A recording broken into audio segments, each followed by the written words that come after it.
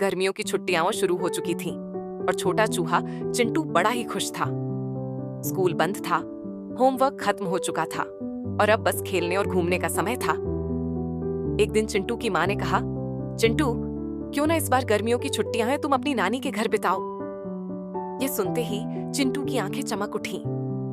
नानी का घर एक दूर के गांव में था। खुला आकाश, हरी भरी घास, आम के पेड़ और सबसे बढ़कर नानी की कहानियां। अगले ही दिन चिंटू अपना छोटा सा बैग लेकर रेलगाड़ी से नानी के गांव चल पड़ा। स्टेशन पर नानी खुद उसे लेने आई। उन्होंने चिंटू को गले लगाकर कहा, मेरे प्यारे चिंटू, आ गया तू। अब तो मेरा घर भी हंसने लगा है। नानी का घर मिट्टी से बना था, लेकिन बहुत सुंदर और ठंडा। घर के बाहर तुलसी का चौबारा, बगल में आम और जामुन के पेड़ और पीछे एक छोटी सी बावड़ी, कुआं। चिंटू को यह सब बड़ा ही अनोखा लग रहा था, क्योंकि शहर में तो बस पक्के मकान और गाड़ियों की भीड़ ही दिखती थी। नानी ने चिंटू को गर्म दूध और गुड़ के लड्डू खिलाए और फिर कहा, चल अब तुझे गांव की सैर कराती हूँ। चिंटू ने गांव की गलियों में दौड़ लगाई, नहर में पांव डाले और बच्चों के साथ लट्ठमार कबड्डी खेली। शाम को सभी बच्चे आम के पेड़ के नीचे जमा हो जाते और नानी कहानियां सुनाती, जंगल के राजा शेर की, चालाक सियार की और उड़ने वाले कछुए की। एक रात चिंटू ने नानी से पूछा, नानी, क्या आपके घर में कभी कोई खतरा नहीं आता? इतने सारे जानवर और जंगल हैं यहाँ। नानी मुस्कुराई और बोली, बिल्कुल आते हैं बेटा, लेकिन समझदारी और एकता से हर खतरे को टाला जा सकता है। और फिर उन्होंने एक कहानी सुनाई। बहुत साल पहले इस गांव में एक बिल्ली आई थी, जो गांव के चूहों को परेशान करती थी।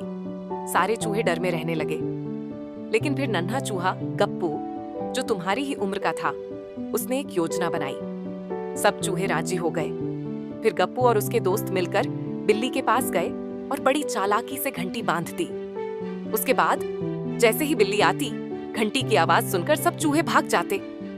चिंटू ताली बजाकर बोला, वाह नानी, कितना समझदार था वो गप्पू चूहा। नानी ने मुस्कुराकर सिर हिलाया, हाँ बेटा, समझदारी सबसे बड़ी ताकत होती है। दिन बीतते गए और चिंटू ने बहुत कुछ सीखा। मिट्टी के बर्तन बनाना, आम से अचार डालना और सुबह जल्दी उठकर गायों को चारा डालना। उसने देखा कि गांव के लोग कम साधनों में भी कितने खुश रहते हैं। टीवी नहीं, मोबाइल नहीं, लेकिन फिर भी सब एक दूसरे के साथ हंसते, काम करते और हर त्योहार को मिलकर मनाते। एक दिन नानी ने कहा, चिंटू, चल आज हम बावड़ी से पानी भरकर लाते हैं। चिंटू ने बाल्टी उठाई, लेकिन पानी खींचना उसके लिए आसान नहीं था। नानी ने धीरे से उसका हाथ पकड़ा और सिखाया, धैर्य रखो बेटा, मेहनत से हर काम पूरा होता है।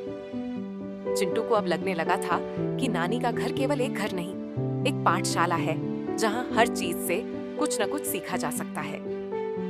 गर्मियों की छुट्टियां कब बीत गईं, पता ही नहीं चला। विदा का दिन आ गया। नानी ने चिंटू को गले लगाकर कहा, अब जब तू वापस जाएगा तो याद रखना, समझदारी, धैर्य और सादगी ही असली संपत्ति होती है।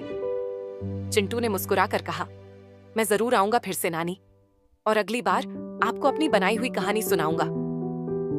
रेलगाड़ी धीरे धीरे चल पड़ी और चिंटू खिड़की से नानी को हाथ हिलाता रहा। उसके दिल में ढेर सारी यादें थीं, गांव की गलियां, नानी की कहानियां, आम के पेड़ और सबसे जरूरी, नानी का स्नेह भरा साथ।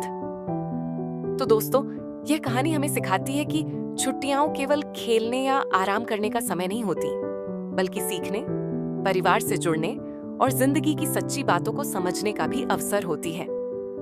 अगर आपको हमारी कहानियां पसंद आ रही है, तो चैनल को लाइक और सब्सक्राइब करें, ताकि हम आगे और भी मेहनत करें